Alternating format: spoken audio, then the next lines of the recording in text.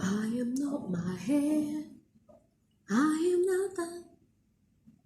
I am not your expectations. No, I am not my hair. I am not that. Da, da, da, da, da, da. Bloop, bloop, bloop.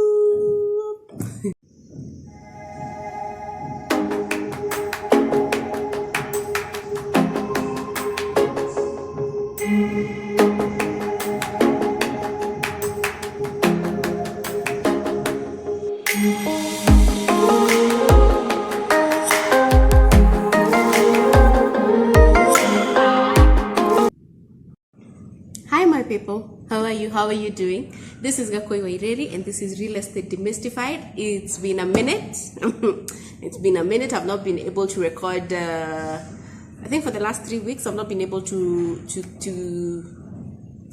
give you content about home ownership, and I apologize for all those who follow and for all those who watch, but I'm back.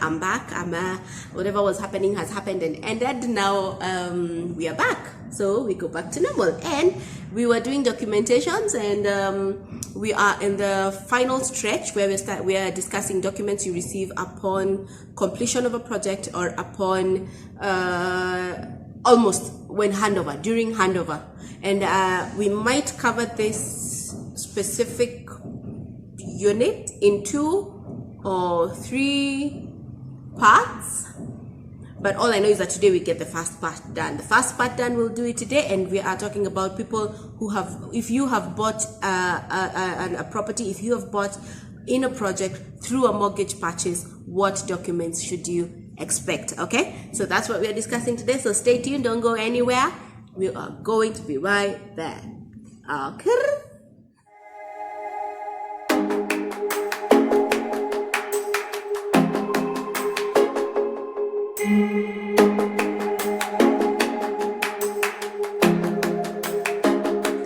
So we're back. Let's talk about documents if you're a mortgage buyer. So we will cover this in a 3-part series, and then we will be finished with documentation, or if anything else comes up, of course I'll just record and upload and you will get a listen. So this part of documentation is for those people who have bought units or houses or apartments from a developer or any kind of seller, and your main source for the purchase, your main source of income for the purchase was via mortgage. That means that you went to a financial institution and they approved to give you a certain amount of money for you to be able to buy this unit. One thing that you need to know, and of course I know you already know, whatever you purchase serves as the security for your loan. It serves as the security for your loan, meaning that all the documentations that I'm going to mention may not be actually received by you. They may be received by the bank that is giving you the mortgage. You will of course have copies, but the bank is now the main transaction partner with the developer or the seller, because now that's where the documents are needed. So the developer or the seller has a responsibility. They have a responsibility to give you certain documents to make sure that there's a swift flow in your mortgage application process, and to make sure that you're able to access all the required help you need from a bank or from the financial institution that you have chosen. It is their responsibility, if they want to sell to you the unit, to make sure that all the documents that are asked for by the bank are available and availed to you, so that you can present them to your bank. So what I will give are the standard documents. These are the standard documents that whoever you are, whichever developer it is, these are the standard, whichever bank is involved, these are the standard documents that will be required by the bank. So the first document that the bank will require, this is of course, remember, it is actually you, the buyer. It is your responsibility to go to the bank and present them tell them that you want a mortgage from them, and it is based on your income that the mortgage is approved. The mortgage is not approved because of the project. The project, yes, it does. Yes, the project has a part to play, but they will not say, oh, the project is so right, it is so good, the project is perfect, it's a good size, it's in a good location. Because remember, you are the one buying, the bank is just doing the financing. So of course they will come in, do their own valuation, they will come in, see what the project has to offer, but the features and the amenities in the project are not what is going to influence the bank into giving you a mortgage. Your mortgage will be influenced by your income, what you do, how much money you make. So that shows the bank how much they can give you. So yeah, all that. That is not part of my discussion. It is part of the discussion with the bank guy. So for the developer, there are some of the documents that are required. Well, the first document that they want, that the bank would need, of course, apart from now the letter of offer and the agreements that you got earlier on and that you already signed and actually put down your deposit or put down something so that you can book the unit. They already have the letter of offer, they already have the agreement of sale, so they know that this apartment or this house was actually offered to you. So what they will now ask for is a certificate of completion. This is if you were buying from a project that was ongoing. A certificate of completion is a document that comes from the architect of that specific unit. What it does is that it says that the unit or the project or the apartment has been completed, fully complete in terms of construction according to all his drawings. It means that the apartment, the developer has complied with whatever was put down on paper by the architect, and hence whatever you're being whatever is being presented to you is as per recommendation. So if the architect drew a 3-bedroom unit with 2 bathrooms and you're given a 3-bedroom unit with 1 bathroom, you may not get a certificate of completion because it is not what the architect drew. Remember, these architect drawings were part of the approval documents that are sourced for by the developer. So it means that whatever the architect, when the architect comes and now says, oh, so this is the unit we drew, this is how we've constructed, it is exactly as I drew it, this is okay, it is satisfactory, now he will give a certificate of completion. That is the one of the documents that you will require so that you can present to the bank so that they can see that when they're coming for valuation, they're coming to value something that is actually complete according to the architect. Okay? The second one is the certificate of occupation. One thing you need to note is when you're taking a mortgage, they may approve a mortgage for a unit that is incomplete. Approving and remitting finances are different.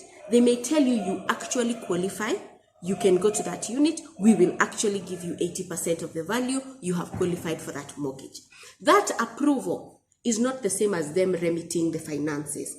The remitting the finances means that they have approved, you have signed, you have agreed even on a payment plan with the bank, and now they are sending the money to the developer or the owner of the house or the person who is selling the house. So those are two different things. So the certificate of occupation that is given by the Ministry of Housing says that that project is complete as per the completion certificate because they also have it, and it is fit to be occupied. If it is fit to be occupied, it means that you can move in. So that means that the bank now can actually now remit the money to the developer or the seller because you are moving in, because you can live in that house. That is what the certificate of occupation says. The certificate of occupation does not just, it doesn't just come easily. A certificate of occupation actually comes when the unit is habitable. If you can inhabit the unit, then you will get a certificate of completion. So that, a certificate of occupation, sorry. So that is another document that the bank will need so that they can say that whatever we are financing is something that can actually be used. So that even if they are mortgaging, if they're giving you a mortgage for a house that is for commercial purposes, it means that you can run your business, you will have an income, you will be able to pay them. If it is a residential unit, it means that wherever you are paying rent, you have now not stopped paying rent, and the money you are paying, because now you are living in your own house, you will be paying them. There's a certain thought process that goes on with the bank that I may not be privy to, but they will need a certificate of occupation.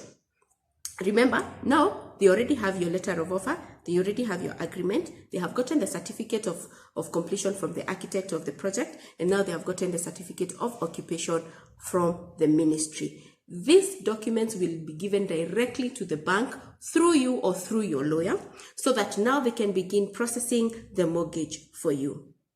Now, if all these are not the only documents they will ask. They will ask for the documents for the company. They will ask the developer, the person who was building, or the owner, where is the certificate of incorporation if it is a company? Where is their identification? Where is their PIN number? Where is their CR2? There are also a bunch of other documents that they will ask for due diligence, just to make sure that whichever company is selling you the unit is also a good company, it's registered, and the owners are well known. So they will also ask for all these other documents from this company so that they can make the process swift. So we've already given the certificate of completion, we've done the certificate of occupation.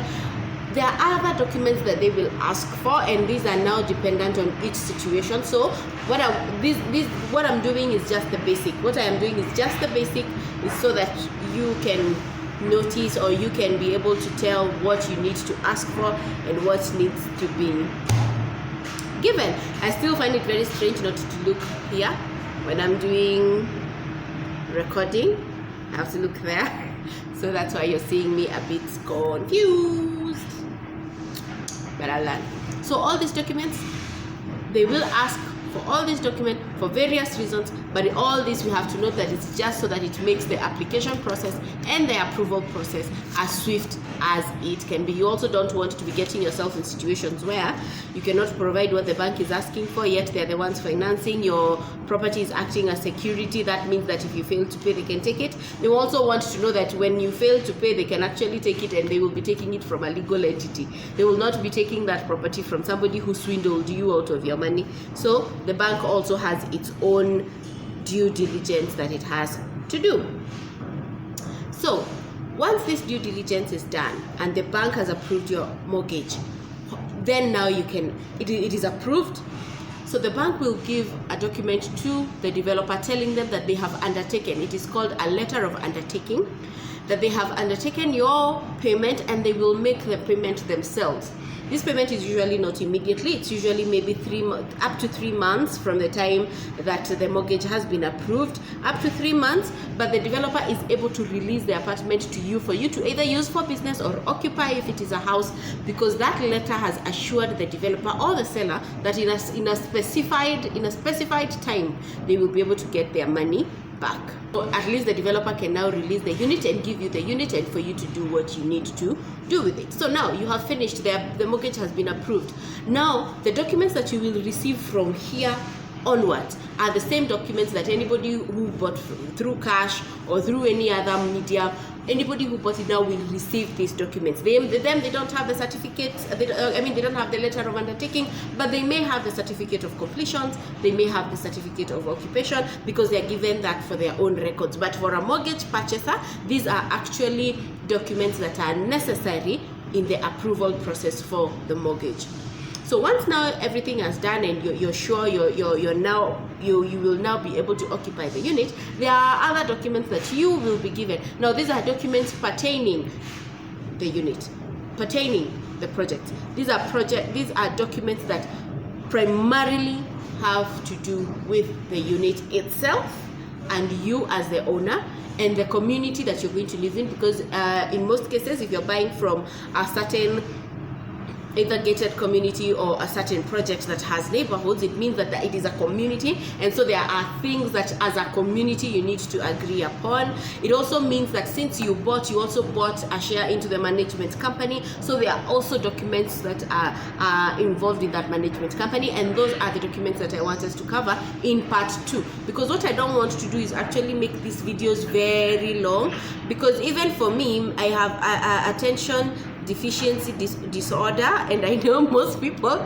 are like me, where you cannot listen to one person speak for a very long time. So I will split it, because this one now we finish with the documents that you need in order for you to access the mortgage. What documents do you need from the developer? Once the mortgage is done and it is approved, what documents will you now get yourself from the developer as proof that you actually own the unit? So we will discuss that in part 2, because I said this series of documentation, when it comes to documents that you get upon handover, we will do it in 3 parts. So this is part 1, mortgage. I've told you the documents you will get from the developer so that you can present to your bank, so that they can do their own due diligence, so that they can do their own research, and so that they can be able to join those documents with documents that they will require from you, especially the financial documents, to approve a mortgage and then now pay for your unit so that you can occupy. So in the next session, we will cover what documents are you given once the property is ready and you are now ready to occupy. What will you be given as proof of ownership? Okay? And of course, not just ownership, but what documents will you have? Because you will have other documents that don't necessarily prove that you own the house, but you will have other documents that are just as necessary. I know there was a change there somewhere in the type of recording that I did. It's because I changed devices, because one was full. I don't know why it keeps getting full so often. So I had to change devices, so I'm recording with a different one than the one I started with, but the content is remaining similar. The content is similar, so don't worry. The content is similar, okay? So thank you guys for following. Thank you for all of you who are watching for the first time and you've never subscribed, or you've never watched before, or you've never followed. Kindly do. It's the only thing I can ask you to do. It's the only thing you can do. Just follow, maybe put a notification on so that you can always get content when I upload content on this channel. So thank you. Gakwe Wairiri here, Real Estate Demystified. Thank you for joining me. God bless you, and bye. See ya.